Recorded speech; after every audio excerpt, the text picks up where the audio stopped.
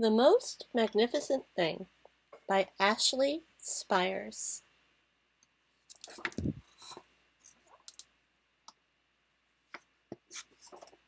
The most magnificent thing.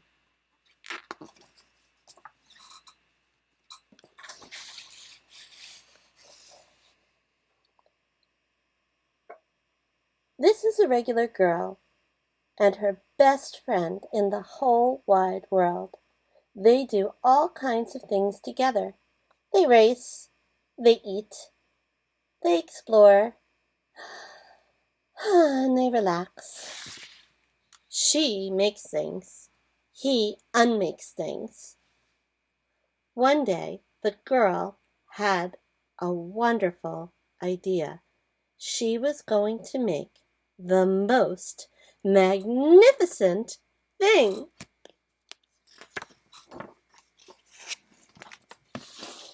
She knew just how it would look. She knows just how it will work. All she has to do is make it. And she makes things all the time. Easy peasy. First, she hires an assistant.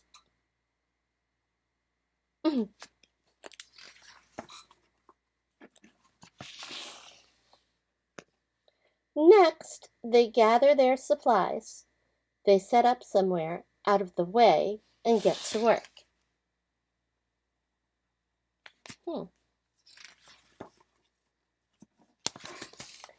The girl tinkers and hammers and measures, while her assistant pounces and growls and chews. When she's finished, she steps back to admire her work. She walks all around one side. Her assistant examines the other side. It doesn't look right.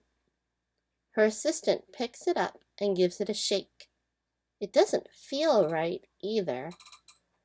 They are shocked to discover that this thing isn't magnificent, or good, or even kind of sort of okay. It's all wrong. The girl tosses it aside and gives it another go.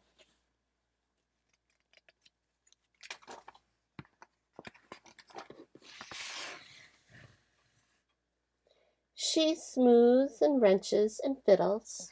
Her assistant circles and tugs and wags.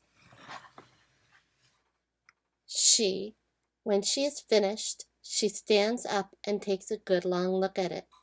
Her assistant gives it a nudge with his paw. The thing is still wrong. She decides to try again.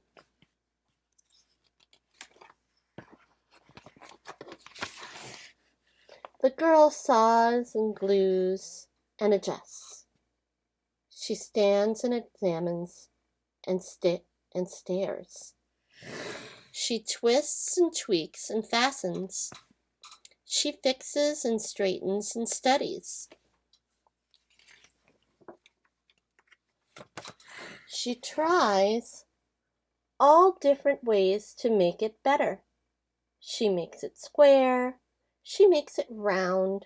She gives it legs. She adds antennae. She makes it fuzzy. She makes it long. She makes it short, rough, smooth, big, small. One even smells of stinky cheese. But none of them are magnificent.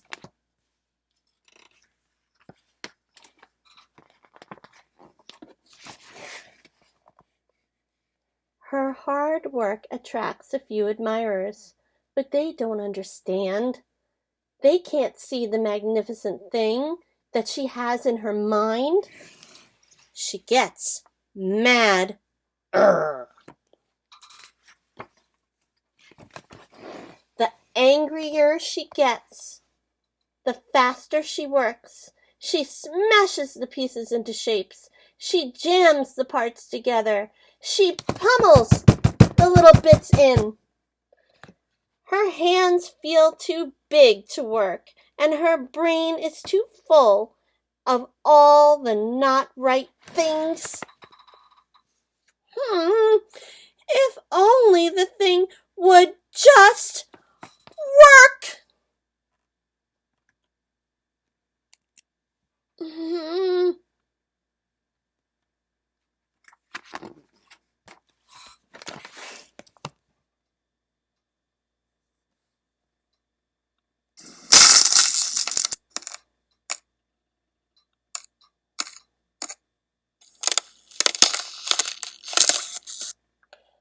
Ah! The pain starts in her finger.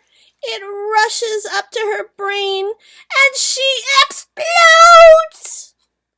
It's not her finest moment.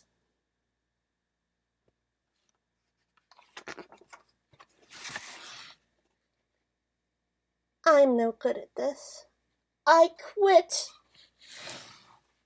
Her assistant suggests a walk.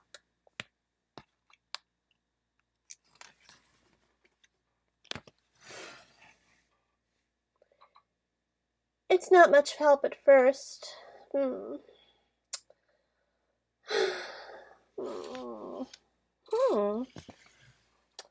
But before long, she starts to feel different. Bit by bit, the mad gets pushed out of her head.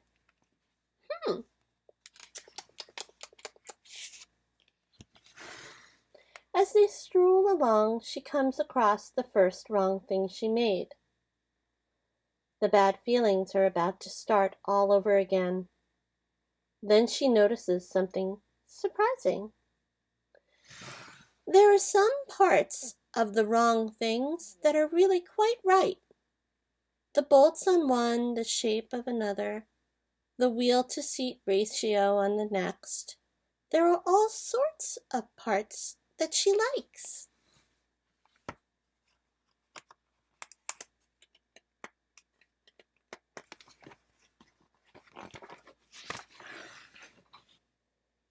By the time she reaches the end of the trail, she finally knows how to make the thing magnificent. She gets to work. She works carefully and slowly, tinkering, hammering, twisting, fiddling, gluing, painting.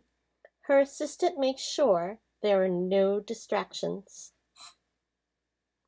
This is the perfect thing to ward off bears. This will stop the leak. This one's all wet. The afternoon fades into evening. Finally, she finishes. She alerts her assistant.